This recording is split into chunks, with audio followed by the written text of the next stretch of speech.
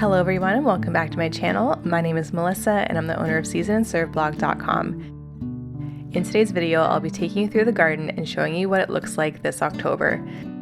We've had a very nice extended growing season because it's been very warm lately, which has been really great to prolong the life of all of our fruits, vegetables, herbs, and flowers.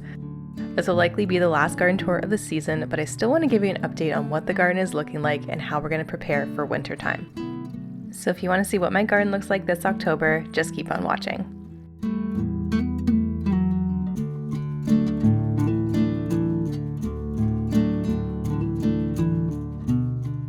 So we'll start off at the entrance to our garden, and here we have a beautiful trellis that I successfully grew all of these beautiful butternut squash on.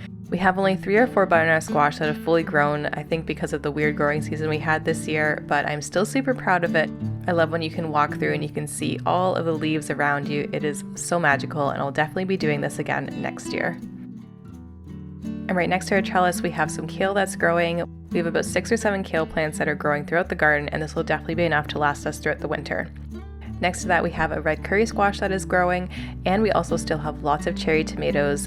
It is weirdly warm enough for the tomatoes to still be growing and still be ripening without it being too cold and affecting their texture or anything, so I'm going to leave them probably for another week or so, and then I'll harvest whatever we have left and try and ripen them indoors, but plenty of tomatoes. And in the garden bed next to our cherry tomatoes, we have our carrots and some scallions that are growing. I really need to get on harvesting our carrots, but I've been pulling them as I need them, and they've been super sweet and delicious, so I think they're still okay to be in the ground. And here's our cat Pearl. She's been loving that it's been warm so she can still go out and play in the garden. And next I want to update you on how our goth garden turned out, and I think it looks pretty good. There's definitely some things I want to do differently next year, but everything worked out. Our radishes came up along with our carrots, and our beautiful purple ruffle basil I think is so gorgeous. I'm definitely going to plant more of this next year. Sweet potato vine also did pretty well along with our straw flowers. I'm going to cut all these and save them because they are so gorgeous. At the beginning of the season, I mentioned that I had a cauliflower growing in the goth garden, and it finally grew. This is a Trevi cauliflower, and it's green, so I think it looks nice and spooky for the goth garden. And then our celosia that I picked up from the garden center turned out beautifully. I love the red and the purple colors that you can see throughout it. I think this will be really nice for arrangements. I also have some sunflowers that have lost all their petals by now, but I'm leaving them for seeds for all the birds. And right next to our goth garden, we have our fall garden, and in my last video I mentioned that all of our corn got eaten by rats and squirrels, which is super sad, but I have kept the stalks just so I can decorate with them for Halloween. And speaking of Halloween, we have some beautiful pumpkins that grew. This is my Howden pumpkin that grew randomly in the garden next to our fall garden, so perfect placement. And we also have a Spectre pumpkin. I love the yellowy color of this one. I think it's super cool. And next to that, we have some edible autumn frost squash that are growing, as well as some fun ornamental gourds like this tiny Jack B. Little pumpkin and all of these fun little gourds that are growing too. We definitely have had lots of these, and I really enjoyed decorating for Thanksgiving with them. Another thing growing in the fall garden that I really loved this year was the Hot Biscuits amaranth. I think the color is super stunning, and I'll definitely be growing this next year.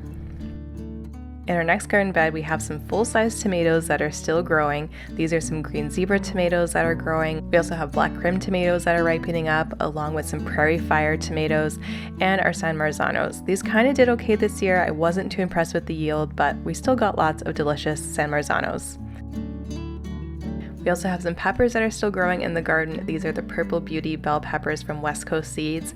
And we have some green beans. This is the second flush of green beans that are growing, and these are also from West Coast Seeds, and this variety is called Maxibel Filet. And we had a very nice surprise in the garden this year. We actually got some tomatillos. I grew tomatillos over 2 years ago, but somehow the seeds still ended up in the garden and are just flourishing. And over in our herb garden, our summer herbs like our basil are coming to an end, but our winter herbs like sage are absolutely thriving, along with our beautiful English thyme and our rosemary. I also want to show you our cilantro. If you do leave it over into the cool months, you will see that the cilantro will form up these little pods, and you can actually harvest this, and these are coriander seeds that you can use for cooking. So I'm going to wait till these harden up and dry out, and then I will be harvesting them and using them in the kitchen. And then over in our greenhouse, basically everything is done and has been mostly harvested. I just have a few Bikino peppers left that weren't ripe when I went to harvest all my peppers, along with one habanero and one ghost chili. This is so spooky and spicy, so very fun to grow these this year. Now let's move on to our berry beds and our flowers. If you can believe it, it's mid-October and we still have raspberries that are growing. That is how warm it's been this year. It's been really nice and the raspberries are still tasting amazing.